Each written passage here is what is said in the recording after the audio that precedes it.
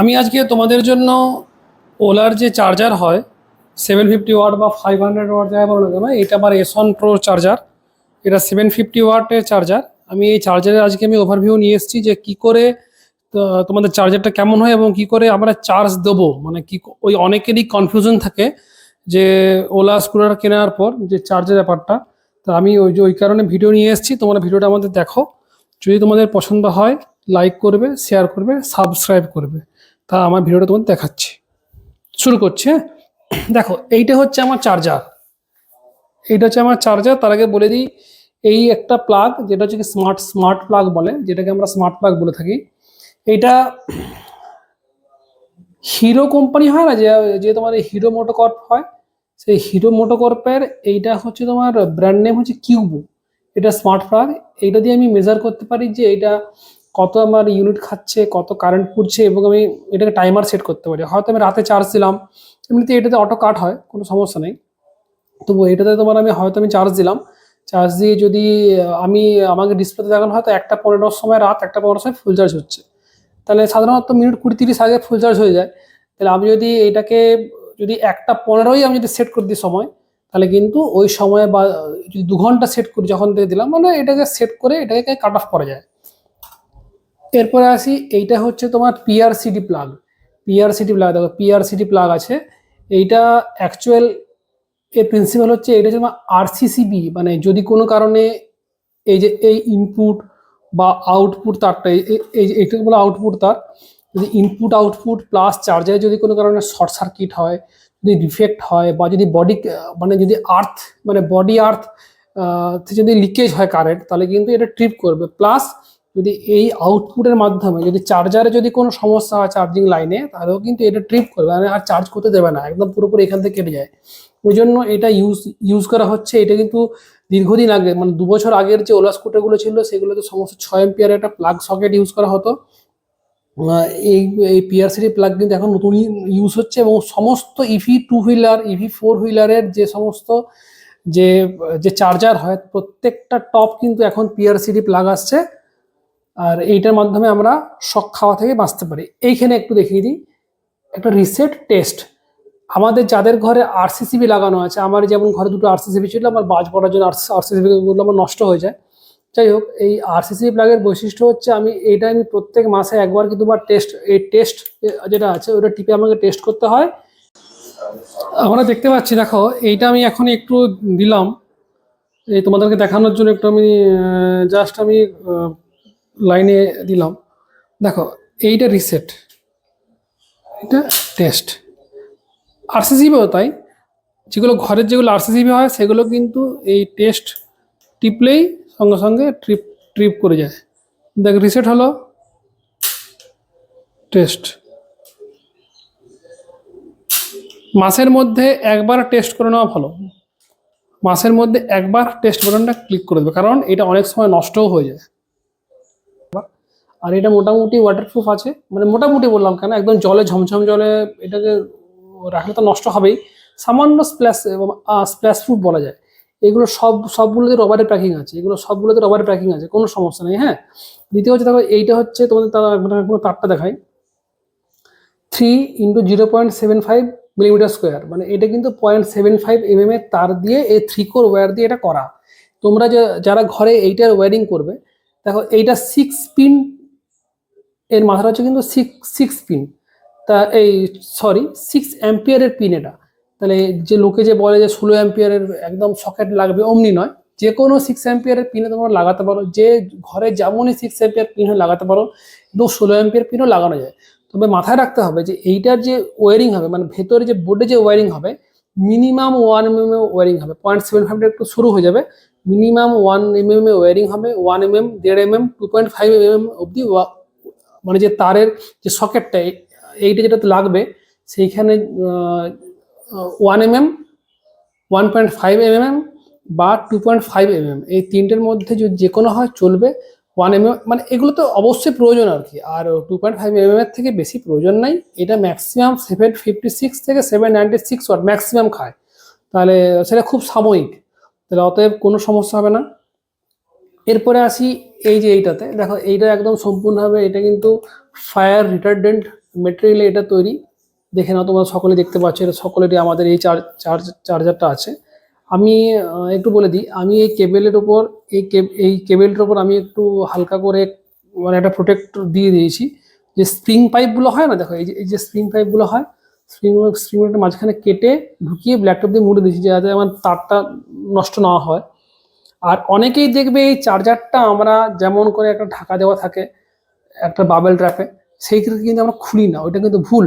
আমাদের এটা খুলতে হবে, না খুললে প্রচণ্ড গরম হবে। এটা সিস্টেম হচ্ছে, এই চার্জারটা, এটা পুরোপুরি চার্জার, এর উপরে একটা ওই অ্যালুমিনিয়ামের একটা টোটাল সিট আছে, তার উপরে এই ফ্যানটা আছে। তাহলে যে ফ্যানটা আছে, ফ্যানটা ওপর থেকে বাতাস নিচ্ছে, দিয়ে এই পাশের ছিদ্রগুলো যেগুলো আছে সামনে পেছনে তারের জায়গাগুলো, সেগুলো দিয়ে বাতাসটা বার করে দিচ্ছে। তাহলে এই ব্যাপারটা কি হচ্ছে, আমাদের এটা সবসময় খুলে রাখতে হবে। চার্জারটা যত আমরা খুলে রাখতে পারবো তত কম গরম হবে, তত বেশি দিন টিকবে। অবশ্যই ইলেকট্রনিক জিনিসের কোনো লাইফ নাই, ওই জন্য কোম্পানি 3 বছরের ওয়ারেন্টি দিয়েছে। যাদের এক্সটেন্ডেড ওয়ারেন্টি নেওয়া ছিল আগে, ফেব্রুয়ারি 2 ফেব্রুয়ারি আগে প্রত্যেকেরই যারা এক্সটেন্ডেড নিয়েছে ওদের এটা 5টা বছর ওয়ারেন্টি, নাহলে সাধারণত 3টা বছর ওয়ারেন্টি। যাই হোক, এইটা কিন্তু কোয়ালিটি খুব ভালো, সাধারণত লোকের নষ্ট হয় না, কোনো কোনো লোকের নষ্ট হতেই পারে।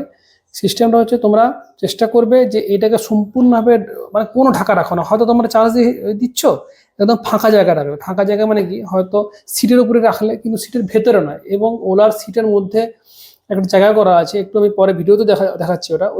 ও অনেক সময় হয়তো বাইরে গেছে, বৃষ্টি পড়ছে, তখন কিন্তু সিটের মধ্যেও চার্জ দেওয়া যায়। তবে চেষ্টা করবে সিটের মধ্যে চার্জ না দেওয়ার।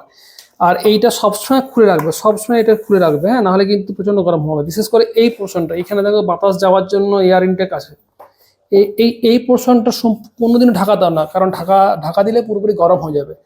আর এই যে কেবেলটা আছে, কেবেলটা পারলে আমার মতন বেঁধে নেবে। দেখো আমি আমি বেঁধে নিয়েছি, একটা টাই দিয়ে বেঁধে নিয়েছি, তোমরা যা হোক একটা সুতলি দিয়ে, দড়ি দিয়ে বা তার দিয়ে বেঁধে রাখবে। নাহলে কি বলতো, কেবেলটা বারবার ধরে যেহেতু খোলা পড়া হয়, এইখান থেকে অনেকের কেটে যায়, এখান থেকে প্লাস্টিকটা উপরে প্লাস্টিকটা কেটে যায়। তাহলে যাতে না হয় আমি সেই কারণে বললাম, এখানে বেঁধে নেবে, তাহলে আর কাটবে না। দেখতে পাচ্ছ কি অবস্থা।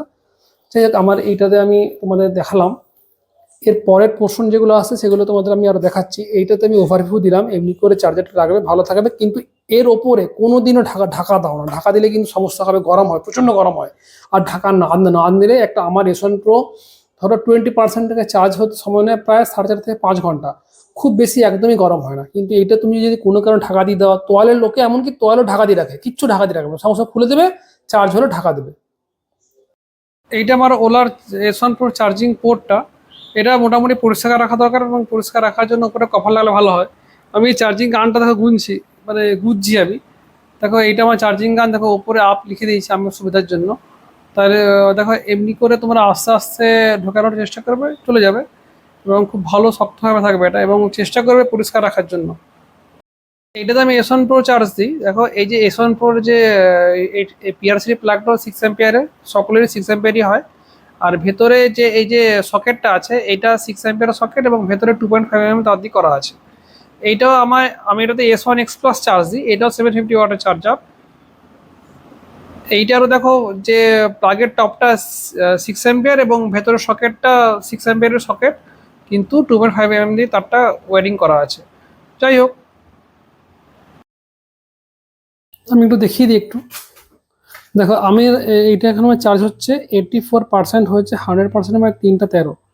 দেখো সমস্ত যেগুলো আসছে লোগো, সেগুলো তোমাকে দেখিয়ে দিচ্ছি, এগুলো সমস্ত যে দেওয়া আছে। আর এই চার্জারটা আমার এইখানে ঢোকানো আছে, দেখেন না, এইটা কিন্তু বিশেষ বিশেষ গরম হয়নি, কিন্তু তবুও আমার এখানে রাখার জন্য বাতাসটা একটু কম পায়। তাহলে এটা হচ্ছে কি, ওপর থেকে বাতাসটা টানছে, দিয়ে এই পাশ দিয়ে বার করে দিচ্ছে, এই দিক দিয়ে এদিক দিয়ে বাতাসটা ঠেলে বার করে দিচ্ছে, ওপর থেকে বাতাস টেনে এটা বার করছে। আমি এটাকে সিটেও রাখতে পারতাম, যে সিটেও রাখতে পারতাম।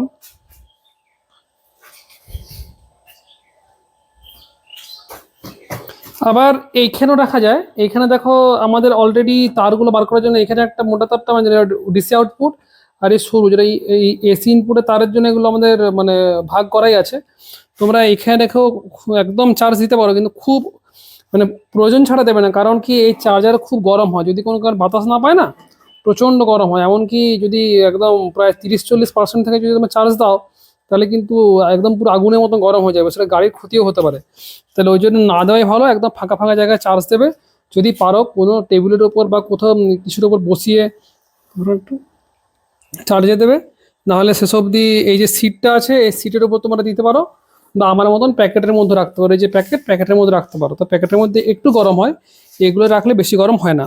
আর একটা ধারণা আছে মানুষের যে ওভার চার্জ করলে মানে চার্জ আমরা দিয়েই যাব, কিন্তু ওই যে যে ব্যালেন্সিং বলে কিছু হয় না, ওই 100% অবধি চার্জ হয়, দিয়ে এর মধ্যে একটা রিলে আছে, এখানে একটা রিলে আছে, খটখাট শব্দ তোমাকে আমি শোনাচ্ছি আমি। রিলে যখনই চার্জ অন করবে তখন রিলে চালু হয়, যখনই ফুল চার্জ হয়ে যায় তখন রিলে কাট অফ হয়। এটা ব্যালেন্সিং ওই যা হলো ওই 100%-এর মধ্যে ব্যালেন্সিং হলো। এমনি আলাদা করে ফুল চার্জ করলাম 100%-এর পর ব্যালেন্সিং হলো, অমনি কিন্তু কিচ্ছু নয়, ওগুলো কিন্তু ভুল ধারণা। তো তোমাদেরকে আমি একটু শব্দটা শোনাচ্ছি। দেখো আমি সুইচটা অফ করলাম, দেখো আমার কিন্তু চার্জ বন্ধ হলো, আমার চার্জ বন্ধ হলো, ঠক করে একটা খট শব্দ হলো চার্জ বন্ধ হলো বলে। এরপর আমি দেখো সুইচটা চালু করলাম, দেখবো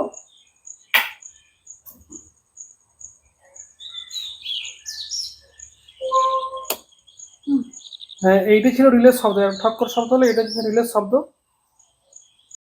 একবার কিন্তু রিলে কাট অফ হয়ে গেলে আর চার্জ হয় না, আবার রিলে যদি অন না হয় ততক্ষণ কিন্তু চার্জ হবে না। আমাদের যে ধারণা আছে যে ফুল চার্জ করার পরও আরও বেশিক্ষণ রাখলে ব্যালেন্সিং হবে, এই ধারণা কিন্তু ভুল। যাই হোক, আমার ভিডিওয়ে তোমাদেরকে আমরা ওই আরেকটা ইনফরমেশন দিই যে 170 ভোল্টের নিচে থাকলে গাড়ি কিন্তু চার্জ হবে না, চার্জিং ইস্যু আসবে সবসময় 170 থেকে উপর এবং 270-80 বলা যায়, 270 মানে 270 ভোল্টের মধ্যে চার্জ করাটা উচিত। তোমরা চার্জ করবে, গাড়ি ভালো থাকবে, গাড়ি চার্জ হবে। আর আমার ভিডিও তোমাদের যদি ভালো লেগে থাকে লাইক করবে, শেয়ার করবে, সাবস্ক্রাইব করবে। কেউ সাবস্ক্রাইব করছো না, লাইক করছো না এবং কমেন্টও করছো না, এটা তোমরা করবে এবং নোটিফিকেশানস অন তোমরা রাখবে।